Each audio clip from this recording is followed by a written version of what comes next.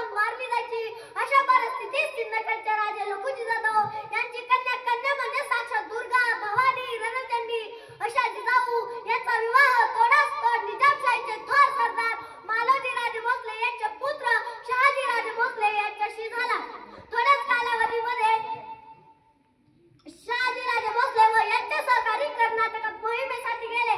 तिथे एका खडाळ सरदाराचा हत्ती बेफाम झाला. हत्तीला शांत करण्यासाठी 2 तुकड्या करण्यात आल्या. एक होती जाधवांची जिजाऊ मासाहेबांचे भाऊ तर दुसरी होती भोसल्यांची जिजाऊ मासाहेबांचे दीर. हत्ती राहिला बाजूला. छत्रपती संभाजी महाराजांकडून चुकून वार झाला दत्ताजी जाधवांवर. दत्ताजी मारला गेला. दत्ताजीचा बदला घेण्यासाठी लखुजी जाधव पुढे आले. त्यांनी वार केला तो संभाजी भोसल्यांवर. संभाजी मारला गेला. जाधवांची मान सन्मानत होती दत्ताजी मेला म्हणून तर भोसल्यांची मान सन्मानत होती संभाजी मेला म्हणून. अरे अरे पण जिजाऊंनी रडायचं कोणासाठी? एकीकडे भाऊ मेलाय तर दुसरीकडे दीर मेलाय.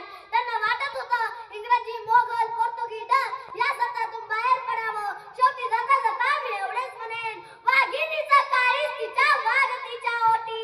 वाघिणीचा काळीज तिच्या वाघ तिच्या ओटी. स्वराज्याचा ध्यास म्हणेन जगदंब जगदंब तिच्या ओटी. एवढे बोलून मी माझे 2 शब्द संपवते. जय हिंद, जय भारत. धन्यवाद.